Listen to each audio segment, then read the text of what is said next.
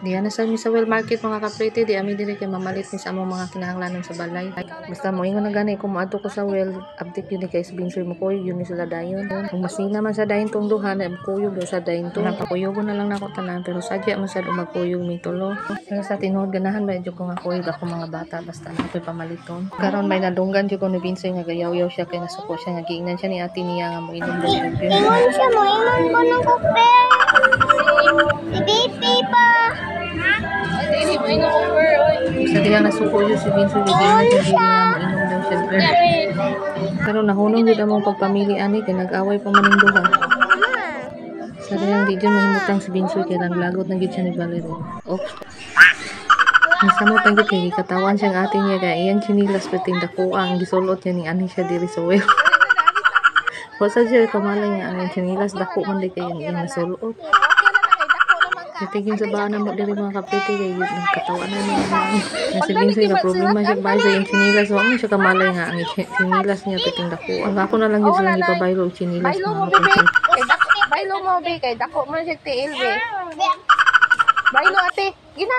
Sige na, ate. Dako kita mag-tiil. O, gina. Kana, kabinsoy. Ate, was pink na gino nang gitsinilas ng binsoy. Wala nang gid siya nagpili sa blue ni ate. Ang pink may iyang gipili. Para mas madali ta, okay na lang na binsoy. Bala sige na na. magika. Baylo mo, pagdali. Nalangay na noon tag samutan ni sa sigiglalis aning duha. Malimot na lang ta sa ubang palitunon ani ron. Bantay. Dadali-dali man gumilya ina mo na na ko mabantay nga ang chinilas ni binsoy lain din ang gisulot. Diri mamili sa mig alcohol kay hotan jud ko alcohol kay ang saon man pangdulaan man ani mga bugoy ni panghinaw ra po.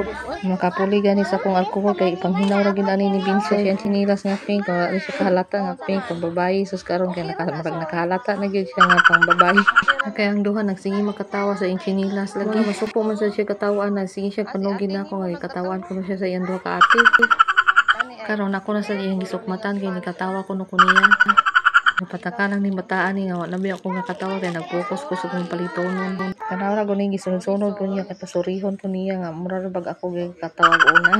Ari sa ta diri sa mga sabon kay mamili ta og price nga kanang 1,000 grams akong pilion kay para dugay mahurot. Kaya ako mamalit og sabon kanang tag 1,000 grams nga price ang akong ginapalit kay humot siya nya tag 110 ra. Pero naman sa siya 500 grams tag 53 ra pero dali lang yun siya mahurot. Kanya ganahan yun ko aning 1,000 grams kay maabtan mo siya sinima na ang usa siya mahurot. Kaysa mo palit og mga minundo nga ginagmay mga kapretisos kalasa yun noon. Ari sa mi sa Ariel mo palit sa mi ani kay gapadalaman si Mami May nila ani nga Ariel. Kaning Ariel humot sa ni kay siya na kusog kay siya mubula niya dali kay siya tangtang ang mga mansaan. Pero mas ganahan jud ko sa Pride kay mas barato-barato niya humot man sa kusog man sa siya mubula niya dugay man mahurot. Ari mamili sa tagsapon maaysa ning bayodon kay para sa natay mga katol-katol pwede sa nato ni siya mabagdon. Malidungaga na lang ni namo among sabon kay naa mi sabon nga hinatag sa akong manghod nga silka dito. Mas ganahan na lang ko aning bioderm kay ug natay mga katol-katol dali ra ba siya mawala og kanang bioderm ang atay sabon. Kay mas maayo man sa ni kay barato ra man sa ni mga kaprete. Ingana jud ko mamalit mga kaprete, mamili jud ko og mga barato-barato lang ang mga baligya. Kay nahuman naman may pamili, magpa-counter na mi diri og taas-taas yun na pila diri sa counter. Kung hangtod diri na lang mga kaprete, daghang salamat sa pagtan-aw.